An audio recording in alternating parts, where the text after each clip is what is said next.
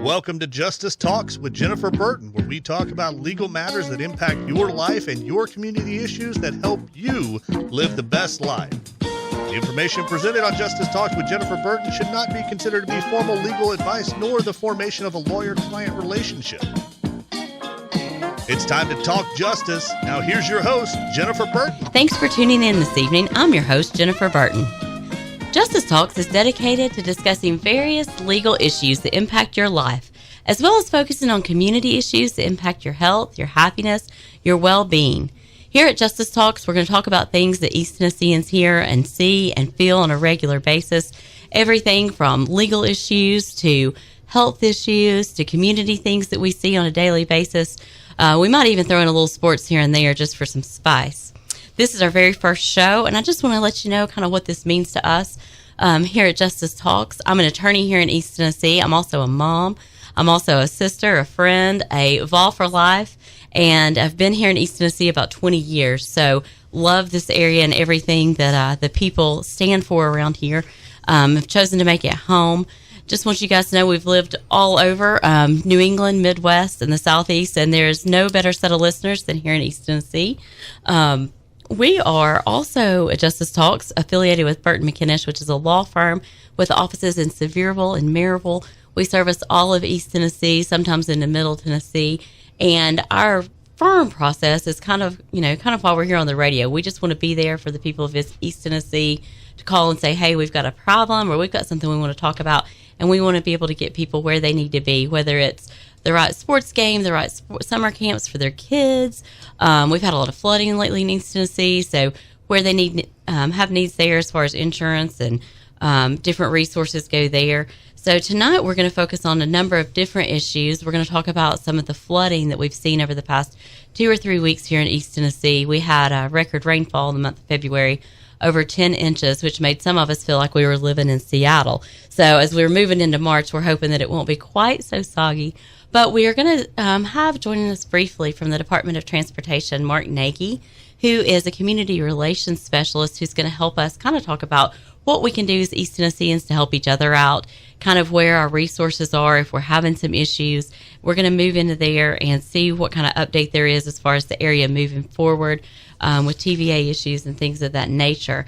Now, we also are going to have some other guests in the future that are going to be offering just a variety of topics, from what summer camp your kids want to go to some more progressive political topics such as the Me Too movement, some community relations issues between our government, which is strong here in East Tennessee, some people from TVA, from the University of Tennessee, just kind of a diverse population that we're going to have coming on the show to just talk to you guys so that you guys can kind of hear what's going on in your area. Everything from what affects you as you take your kids to school in the morning to what affects you when you're trying to find a church on Sundays to where you can reach out when you just need to get away and have some fun here in East Tennessee and maybe run up to the mountains for a day or two. So we are looking forward to having just this news talk program where we can kind of bring in everything that affects us as East Tennesseans, from our professional life to our home life to our community life. And we just are excited about weaving that all together as we move forward. And I'm going to bring in now Brooks Brown. He is a public relations specialist here in East Tennessee. He has some experience at the university. He started out as an editor of the Daily Beacon way back in the day, over 20 years ago. He also runs a social media firm here that has exploded, and social media has changed the way we look at news and changed the way that we approach different community relations and outreach. And so Brooks Brown is going to jump in now, and he's going to tell us a little bit about what he does and how he can help us moving forward. Hey, Jen, how are you? Hey, Brooks, good to have you here. It's good to be here.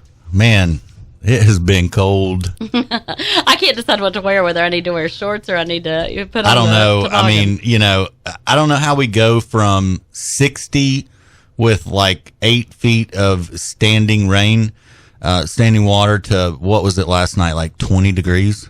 I know, and then you never know. I think we've got a few good winters around the corner: dogwood, blackberry, some of those other cold snaps that'll be coming in. And you've been sick recently. Oh, I think we've all been sick. I mean, who hasn't had the flu or the stomach bug or something? I swear. Well, hey, thanks for having me on tonight. And for full disclosure, we work together. Both of our companies, Burton McInnish and Shout Out LLC, work together, and I help book your shows, and I'm excited to be a part of this process with you. And, just a little bit of background on me. Yep, I've been here for pretty much forever. I run a marketing and public relations firm called Shoutout LLC, and we specialize in everything from pretty much A to Z. We're a small boutique firm. We take on a limited number of clients, and we are blessed to have Burton McInnish. And I think that this was just a really unique opportunity when the station came to us and said, hey, what about Jen having her own show? And you did a segment, what was it, maybe a month and a half ago on Bob Yarborough's show. What was that topic? It was the government shutdown, right? We were coming in talking about the government shutdown a little bit. Our firm does some Social Security disability work, and there was such a huge impact when the government shuts down, because you see how it impacts not just people that work in the government, but also the private sector. And so that was a great experience for our company, and a great chance to just kind of get on the air. And I think, Brooks, I had shared with you and in some of our planning meetings talking about just how our firm really has a heart for the people of East Tennessee, and how we really want to be that firm where you call in and you say, hey, Jen, look, I've got a family member that's got this problem, or look, I want to give this trademark, and I know you don't really do a lot of trademark work, but where do I turn and how do I handle this?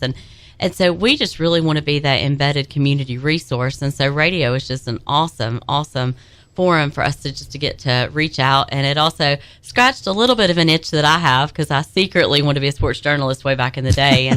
And for some reason, I didn't end up getting to be Tracy Wolf on the sidelines for CBS, but I get to be here in the radio booth. So at least I get a little bit of that entertainment value, and some of that journalism itch scratched in my secret wishes as a eighth grader back in the day, watching those UConn Tennessee Lady Vol games that I used to love so much. Well, you had a lot of fun with Bob, and I think that from a decision perspective, we saw that you were really good, and said, ma'am, News Talk right now does not have a legal show. And when we were in this planning process for this show, as it will unfold over the coming weeks and people will start to understand the programming of it, we kind of sat back and said, instead of having this uber hard-hitting legal show where we're just talking about law issues, for 60 minutes every Saturday night,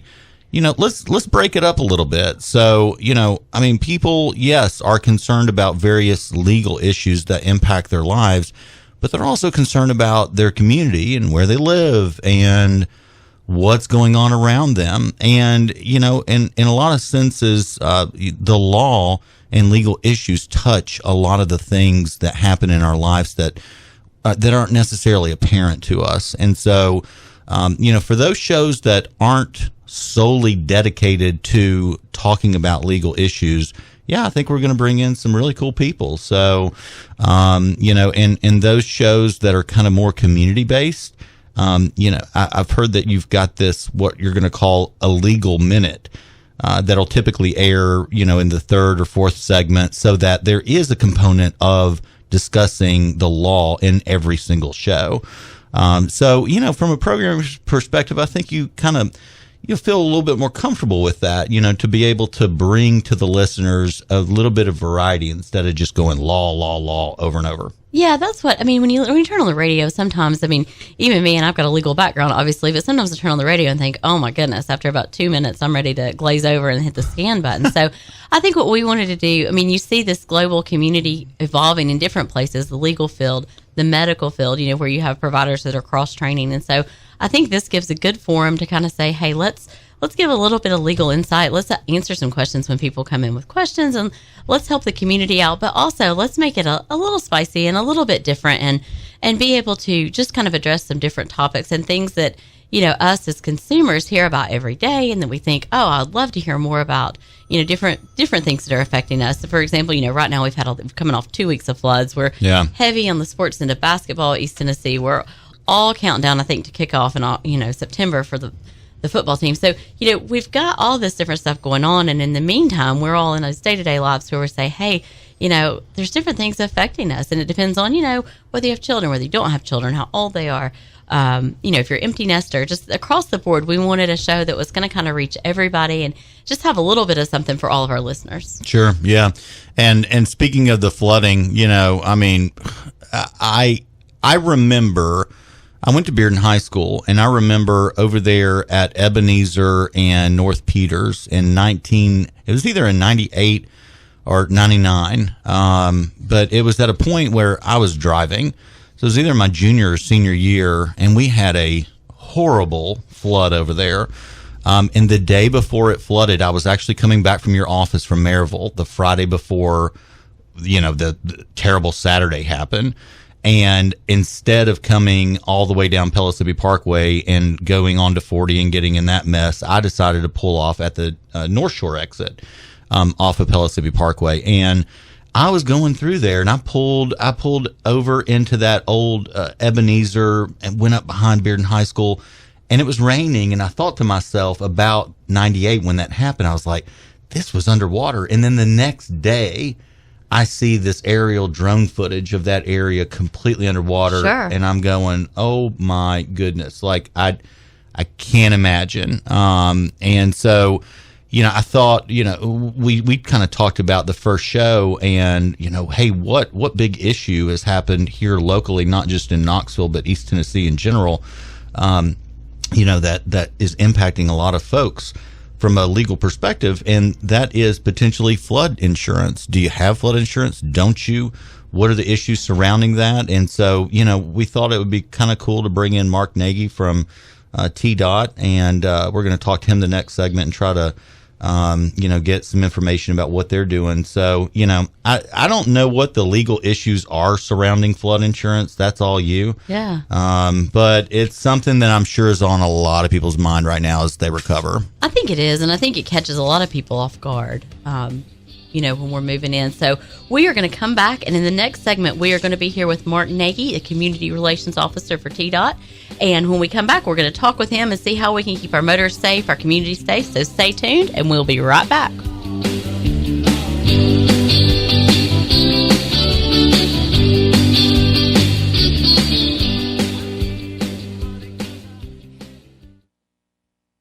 You're listening to Justice Talks with Jennifer Burton here on News Talk 98.7. Burton McInnish can be found online at burtonmckinnish.com or by phone at 865-233-1105. And now back to your host, Jennifer Burton. Welcome back to Justice Talks with Jennifer Burton here on News Talk 98.7 WOKI. If you're just tuning in, this is our first show, and we're so excited to have you here this evening.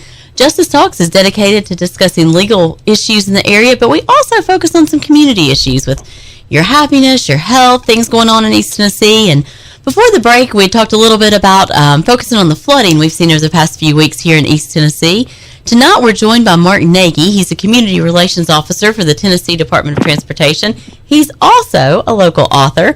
And Mark's going to give us an update on the damage seen across here in the area and let us know kind of what TDOT's doing to help keep our motorists safe and what we as East Tennesseans can do to work with TDOT as we focus on this flooding and kind of how to get through it. So thanks for joining us tonight, Mark. How are you doing? I'm doing great. How are you today? Good. Mark, first, because some of us just don't know you, and some of us might know you in a different capacity than what you're doing with TDOT, but tell our listeners kind of what your role is with TDOT. Sure. Well, I'm the Community Relations Officer for Tennessee's Department of Transportation in Region 1, and that's the East Tennessee region that stretches all the way from Roane, Morgan, Scott counties, all the way to Upper East. So, we're responsible for more than 9,000 lane miles of interstates and state routes. I get contacted by folks in the public all the time. I speak with members of the media constantly. We're the department, a state department that is, that has a daily effect on the lives of Tennesseans. So we do all that we can every day to try to make sure that folks can get to and from their destinations as efficiently, but most importantly, as safely as possible. Okay, and Mark, I'm going to ask you, how long have you been doing this? I have been on the job here for nearly 8 years. I started working here in April of 2011. I had been a sportscaster in the market for 10 years before that, and I've told people time and time again, this is one of the best decisions that I've ever made. I truly love working at the Tennessee Department of Transportation. Well, and Mark, and I've got to tell you, I've been in Knoxville since 1998, except a little 4-year soiree over in Memphis, but then I came back. This has to be the worst flooding I've ever seen in the East Tennessee area. Have you ever seen anything like what we've had the month of February? I have not, especially my nearly 8 years here on the job. I mean, this is the time of year when we get potholes, slides, possible flooding across the region, but not to this extent.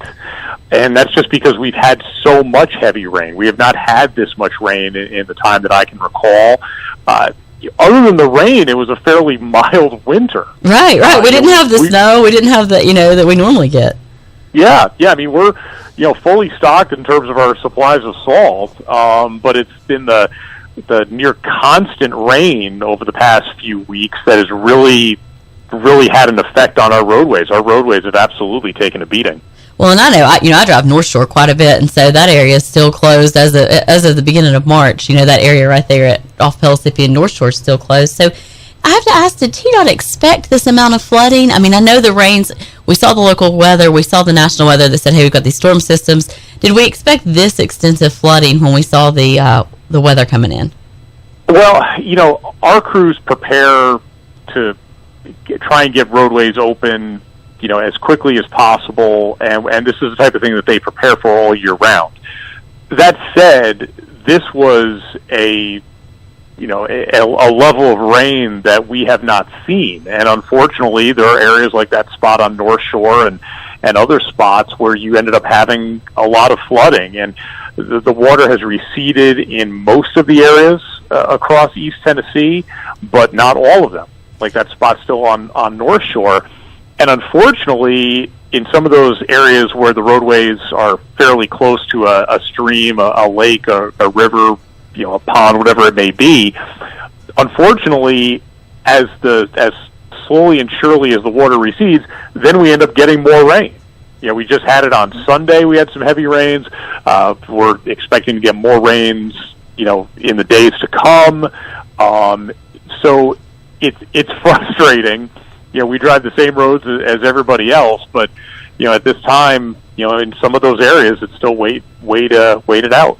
So let me ask you, Mark, because the morning of those floods, I was getting off the interstate out there at Campbell Station and turned left, and that was the exit that was shut down for a while coming off. I can't remember, I think it's 376, but right out there, the Campbell Station exit off of 40 in West Knoxville.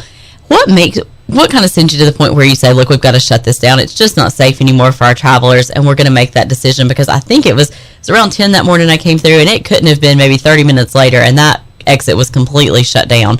What makes TDOT say, look, we're at a point where we don't trust the motorists to make a good decision necessarily. We want to keep people safe. We need to shut this down just to be super cautious? Well, the big thing is that we're not going to allow any roadway, any bridge, overpass, ramp, whatever it may be. We won't allow those to be open if we feel that it presents a danger to the motoring public. And, a little bit of water on the roadway, a little bit of standing water, as long as folks are concentrating behind the wheel, it's not that big of a deal. But what you saw there in Farragut at exit 373 off of I-40 was some fairly significant flooding. Sure. And if you had a large vehicle, you might have been able to get through it. If you had a small vehicle, you almost certainly would not have been able to get through it. And the whole idea of somebody saying, well, I'm going to take the chance, we don't want that to happen.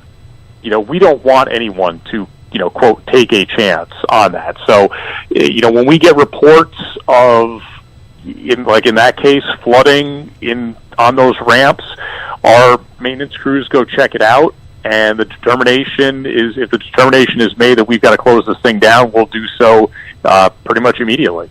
Okay, and let me ask you this: as we're heading into this first full weekend here in March, I guess you could say, second full weekend. What are we looking at as far as what's still closed? I know we have Knox County spring break coming up. What's still closed around Knox County in particular right now? Well, in Knox County, there's, outside of Knox County, you still have a closure for northbound traffic on State Route 9 in Anderson County, at Clinton Highway. Knox County, for the most part, except for that spot on North Shore, is in fairly good shape.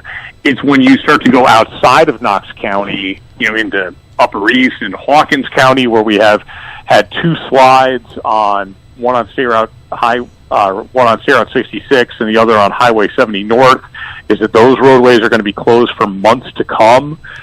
Fortunately, for a lot of those travelers going on spring break, you at least have one lane open on I-40 going into North Carolina, because that had been closed for about a week. But for the most part, in the Knox County area, knock on wood, at least for right now, the roadways are in fairly good shape. And Mark, can you help us just moving forward? I mean, I know this flooding, at least to me, it kind of seemed, I don't want to say out of the blue, people said, hey, we're going to get a lot of rain, we could have localized flooding, but it just seemed to be a little more dramatic than what we've seen in the past. So what advice can you give motorists in the future when, we start getting rains like this and things get dangerous? Because I saw all over the news the weekend those floods hit, cars out in this water, and I'm thinking, why did you even try to go through there? So, but on the other hand, you've got small kids and they say, oh, we think we can get around, or you're trying to get somewhere and you maybe misjudge how deep the water actually is. I mean, nobody, I think, really thinks, for example, that North Shore of all roads is going to be flooded, especially once you get away from the lake area. So what advice do you give motorists in the future when, we've got rains coming down? How can we be safe? Well, the big thing is never take the chance, because if it's something that you're looking at and say, I think I can make it, well, that tells you that you may not make it. So turn around, spend the extra 10, 15 minutes it's going to take you to get to your destination. That is always the best thing to do. But also, if there's anything that folks are concerned about, if they see something on their roadways that they think should be addressed, if it's a crack in the roadway, a dip in the roadway, they're looking at something from a slope side that has gotten into the roadway or at least into the shoulder, we want them to let us know what they're seeing. Because, again, like I said earlier, we're responsible for more than 9,000 lane miles. We don't see everything immediately. So we call on the public to give us a hand if they see something in their area that they're concerned about. So we ask them to call us at 865-594-2408 to report those things to us. And then just as far as daily driving, never drive distracted, never drive drunk, never text and drive. Those are extremely, extremely dangerous things to do, especially with the phones. I see it on the roadways every single day where people are looking down at their phones, because you don't think that you're going 55, 65 miles an hour. You just think that you're just driving in your car and everything is fine. You're not thinking about the high speed that you're going. And if you're looking down at your phone for a couple of seconds and the car ahead of you brings their car to a stop quicker than you had expected, well, that's when you can see a lot of accidents and a lot of serious crashes occur. Okay, Mark, I think here's what we're going to do. We're going to take a little break, and thank you for your work that you do. And when you come back, I'm going to just follow up with a few short things, and then we will let you get back to your job at TDOT. But we really appreciate you being with us here on News Talk 98.7 WOKI.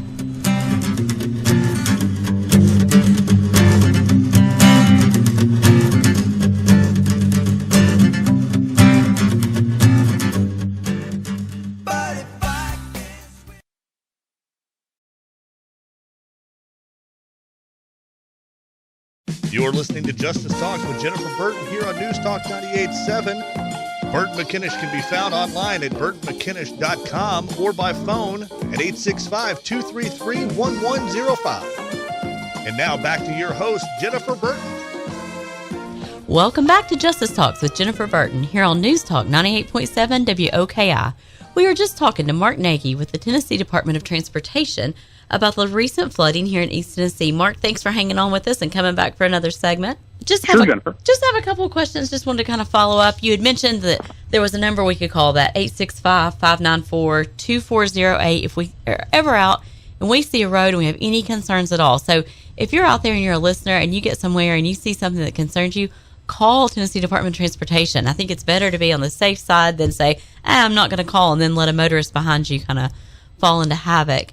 Is there a website or a social media, Mark? Is there somewhere we can go if we have these floods where we can go and see up-to-date information about what's closed, areas we need to avoid, anything, as far as up-to-date specifics on the roadways here in East Tennessee? Sure. The best way for folks to know what's going on our interstates and state routes is with our TDOT SmartWay system. It gives real-time information as to crashes, construction activities, lane closures, and especially the traffic cameras, which can let folks know what's going on immediately. That's accessible at tn.gov, or I'm sorry, that's accessible at smartway.tn.gov. We do, though, ask that folks do not use that when they are behind the wheel. If you're in your vehicle, have a passenger use that system. So once again, if that's the TDOT SmartWay system, it's also accessible at the TDOT website at tn.gov/TDOT. We also have our TDOT Instagram page, Facebook page, YouTube page. So we're, as dialed in, on social media as can be. And if folks want to follow me on Twitter, I try to put information out as quickly as I can as well. My Twitter address is Mark, MarkNagi,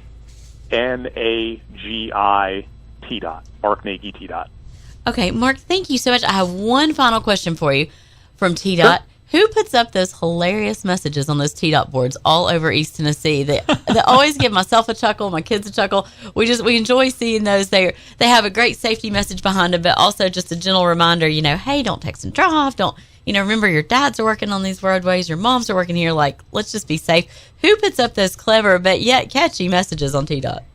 Well, that's a team effort with our Community Relations Division, which is based at our TDOT headquarters in Nashville. It's something that we've done for the past couple of years. Folks seem to really enjoy it, and it's the type of thing we're trying to put those important messages on those overhead message boards and try to have a little bit of fun sometimes at the same time. Well, Mark, thank you so much for being with us this evening. I really appreciate you taking the time to talk to us. And for our listeners here, it's so important. I think that we take our roadways for granted, and then I think we have a gentle reminder every time there's flooding or any kind of big disaster how important it is to be able to get where we're going safely, so our loved ones come home to us, so we get to work safely, our kids get to school safely. So, Mark, we really appreciate you coming out, and we appreciate all the work that the good work that you guys at TDOT do to keep us safe. And I appreciate you for coming on the show today.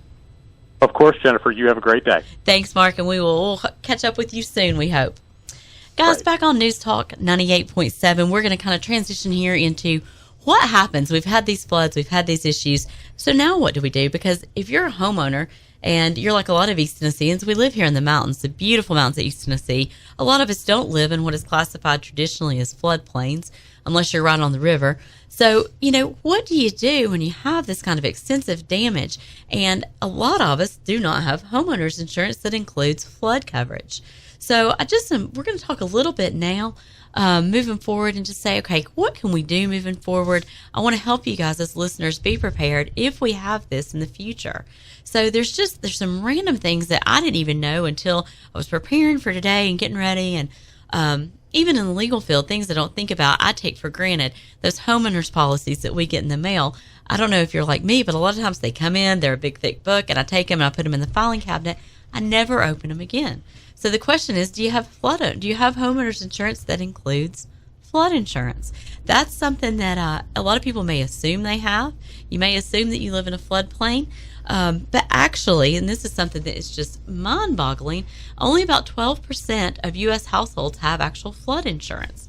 And you don't really know how damaging water is. You think, okay, it's water, and maybe you have just some minor flooding. A lot of people have moisture in the basement, that sort of things, but water can be so damaging, and it can cause, even just 1 inch of water can bring over $20,000 in damages to the average U.S. home. And some people, unless you're, if you're like me, you think, hey, my homeowners is going to cover this. Well, after these floods, I pull it out and I start reading through it and saying, oh my goodness, there's not flood insurance in here. So that is really something that I think has shocked a lot of people. I've gotten a lot of phone calls just in the past week saying, hey, I thought I had flood insurance. Why didn't my homeowners cover this? And what a lot of people don't understand is that flood insurance is actually outside of traditional policies. It has to be purchased usually separately. It is not that expensive. Amazingly enough, flood insurance, actually, it comes through the National Flood Insurance Program. It only runs most people around $80 a year. Now, there's some different, as with any kind of insurance programs, and I'm not an insurance expert by any means. So call your local insurance person and say, hey, we've had these floods. I want to check out and see if I've got this or not. But flood insurance itself individually comes from a national flood insurance program. It's usually a rider on your homeowner's insurance policy. Like I said, it can be $80 to $100 a year. It's not super costly in most areas. However, it's something that a lot of people, unless you live in what's considered what we call a designated flood area, it's not something that a lot of people have. So what do you do when you've had this flood and you're sitting here and you're going, oh my goodness, like I've got all this water damage? And most people, do you have 20 grand sitting in the bank to fix your home, to fix your business? Some people, the answer is no. And so you're sitting here and you're thinking, what do I do? So here's a couple of ideas. There's some things you can do ahead of time. One, if you don't have flood insurance, or if you don't know that you have flood insurance, pull out your rental policy, pull out your homeowner's insurance policy, read through that booklet. I know that it's dense, I know that it's boring, but read through there. If you have any questions, call your insurance agent and just say, hey, look, I'm not sure if this is covered. If it's not, what do I need to do? Most insurance agents are super helpful. You can shoot them an email, you can call them, and you can say, hey, look, I want to make sure I've got this in case this ever happens again. A lot of people, when floods happen, turn to the Federal Emergency Management Association. They turn to FEMA. FEMA got a lot of flack back in the years when we were around Hurricane Katrina, Hurricane Rita. If you remember that back in the mid 2000s. But FEMA has really evolved over the years. They've done a lot to kind of update their website, update the programs that are available to listeners. The problem with FEMA that comes in with flooding is that FEMA only applies once you've had that federal disaster designation. So, you've got to have that designation. And if you don't, that designation happens a lot of times when we see hurricanes come in. I know in 2017, we had some really bad hurricanes and some floods over in North and South Carolina. And they got the designation that, this is a federal emergency area. And so FEMA was able to step in. Here in East Tennessee, if that's not happened, what can you do? There's some simple home remedies you can do. If you see that you have flooding, the first thing to do, open all your windows, open everything you can so that mold doesn't set in.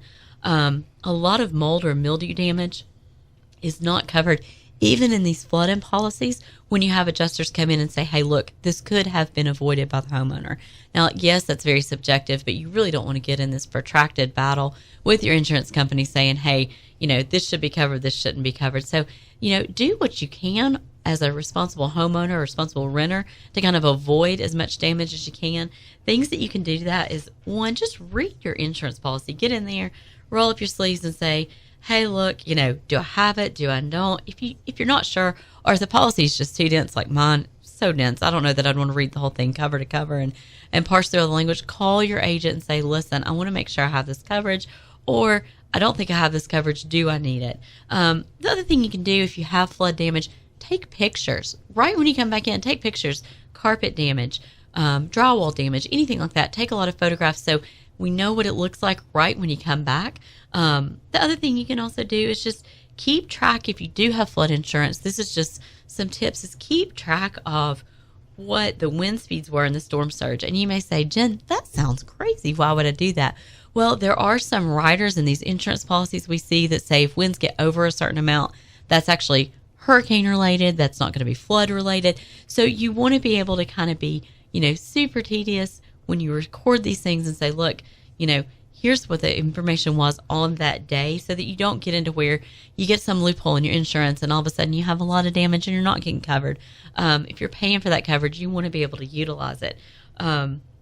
There's some, if we look back over history, there was Superstorm Sandy. I don't know if you guys remember back in 2012 that decimated, the New Jersey area, New York, and you look up there and a lot of New Yorkers were able to collect just because the governor mandated it wasn't a hurricane event. So we're going to come back in just a little bit here on News Talk 98.7, and we are going to continue talking about how to protect yourself in this flooding area.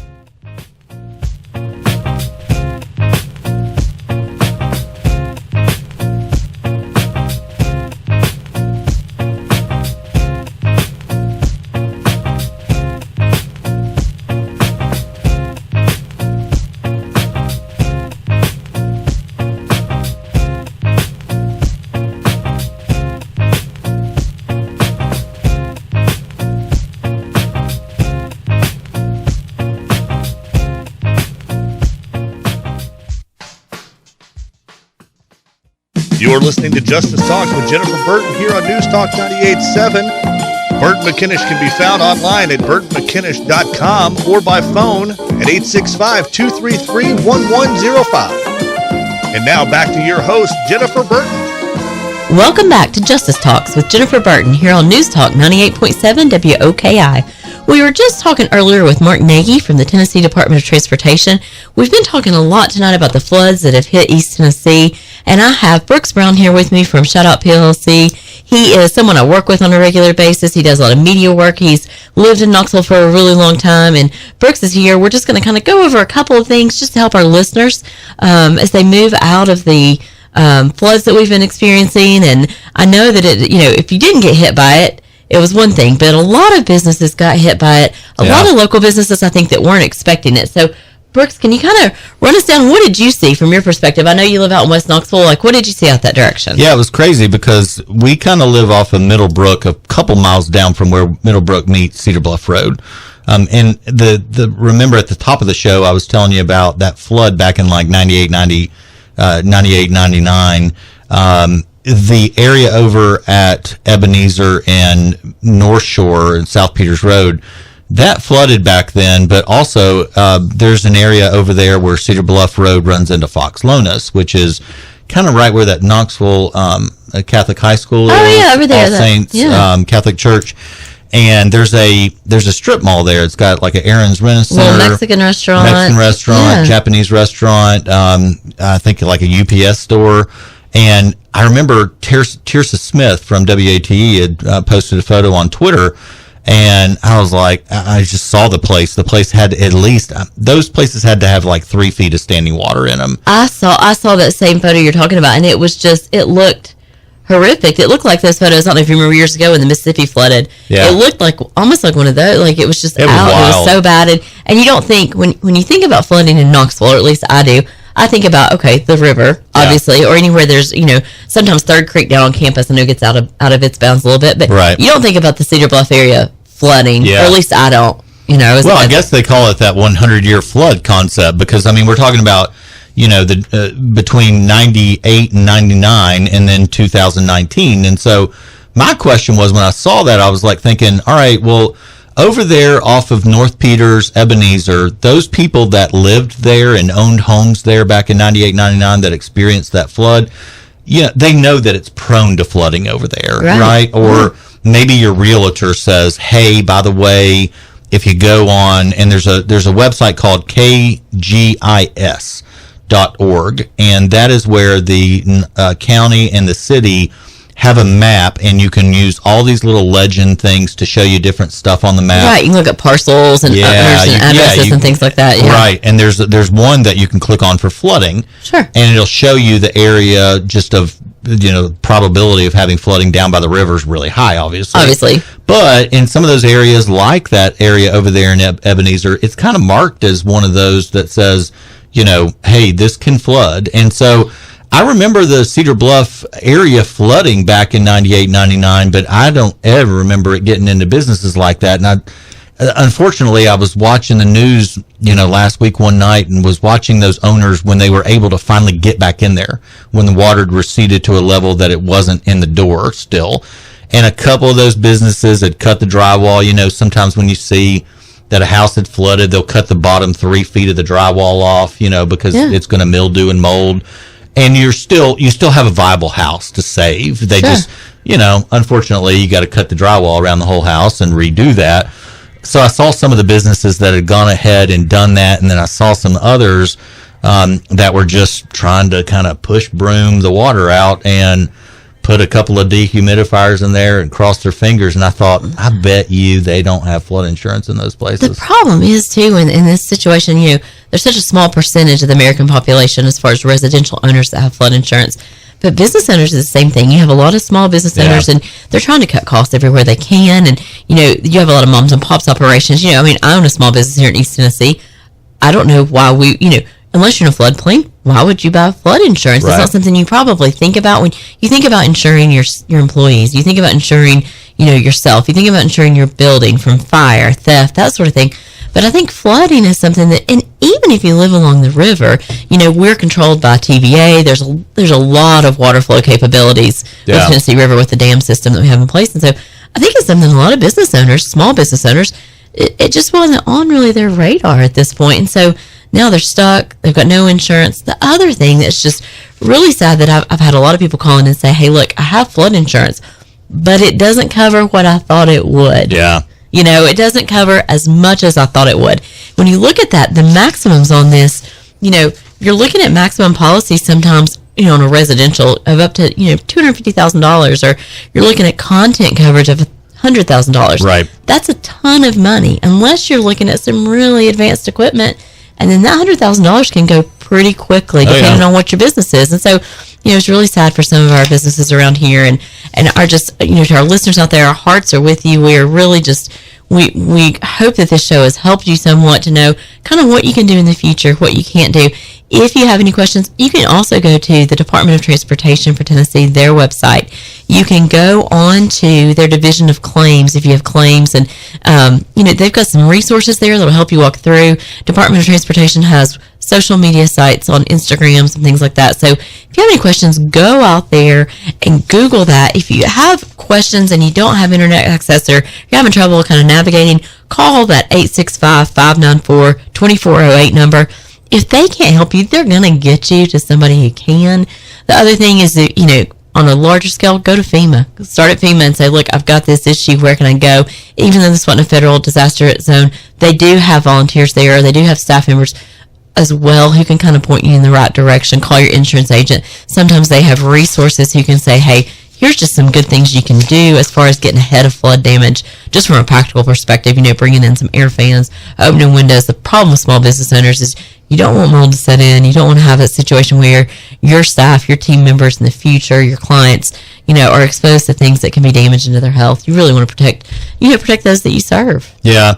And I think that number that Mark gave out when he's talking about claims, I heard a report one night. It's not funny, but I heard that there was a pothole on I-40 or 640, and it had filled back up with rain, and it was dark. So you can't even really see it. Right. But apparently it was I'm not kidding, it was 3 feet deep. And these cars kept hitting it. It's like those videos that you see of the cars that are trying to slide in the snow on the interstate. It's just piling up. 6 cars in a row hit this pothole, and I don't know. I mean, that could total your car, not only wreck your car, but and so I think that those, any damage incurred by the roadway, are claim worthy to give TDOT a call. And then, if you don't have flood insurance for your house, reaching out to FEMA's National Flood Insurance Program and just Googling that is a great idea. But before we get out of this show, Jen, I just wanted to ask you, we got a couple minutes left, and I think it's really important as we move forward to try to set the tone for, what this show is going to be about and what you're about and what you do. And you have a couple of areas of law that you specialize in. Can you tell the listeners a little bit about those? Yeah, we did. I graduated law school back in 2005, and one of the things when I went to law school, I was going to save the world, do public interest, public relations, and as I got through school, I really felt a draw to family law. One, I love kids. Those who know me, I nannied to get through law school. I just have a real heart for kids. And family law was an area where I thought I could really help hurting families that have custody issues, families that have, going through divorce, which can be such a hard and painful time. I know that from a professional level, a personal level, it's an awful time. So really had a heart for being able to help these families. And so our firm does a lot of family law work. We work as a team. That's, Brooks, that's one thing I love about Burton McInnish is we're not one of those firms where it's we're stuffy and, I'm an attorney and you're a paralegal and you're a receptionist and you've got some awesome people. Here's these divided lines. No, we have a great team and we work as a team and we play off all our strengths. We joke that we've got a couple of associates and we all have our strengths. Some of us are great writers. Some of us are great in the courtroom. Some of us are really good at just, holding our client's hand and saying, hey, let us get you through there. So we really pride ourselves in talking to our clients, seeing what their legal needs are, being honest with them. We're not one of those firms that, we do a lot of Social Security disability work as well. We're not one of those big national firms that get you in and you never see your attorney. I do a lot of our Social Security work now. I've started branching into that in the last couple of years. And, I really have a heart for these families and getting to know these clients and kind of moving them forward. And we say that we're a full service law firm, and what we mean by that, Brooks, is we want people, I've got families I've worked with since I came back to East Tennessee back in 2006 who will call me and say, hey, my kid's graduating, they're getting their first mortgage, I need a title attorney. And I'll say, I don't really do title work, but let me get you to someone who's great, who I know can help you. That's kind of what our vision is as a firm. Our vision is to be full service. And by full service, that means, people call us and say, hey, Jen, I'm starting a new business. Okay, great. I've got this associate. We're going to help you. We're going to set up your PLC. We're going to get you with a great CPA. We're going to help you with some banking relationships. We really are taking kind of a holistic approach and to the practice of law. It's something new. It might not be very sexy. It might not be very popular necessarily, but it's something that our clients have grown to love. And it has really, Brooks, I've been so blessed. I've been back in East Tennessee since 2006 after finishing law school and came back here. And I've just been able to really just be involved with our families, and so we love that. So we do primary practice areas, family law, Social Security, disability, workers' comp, personal injury, but we also tell our clients we're everything you need. Like, you call us and we will get you to the right people. And Brooks, sometimes on our divorces, it's to find a great counselor so we can keep these marriages together. Sometimes it's our juveniles that need some issues and some help. So, I look forward, listeners out there, I really look forward. I'm so thankful for the opportunity for Justice Talks, and I look forward to being a part of the News Talk Radio here on News Talk 98.7 WOKI. Justice Talks, I can't wait to see what the future holds for us. Look forward to being back next week. Thanks, guys. Good job.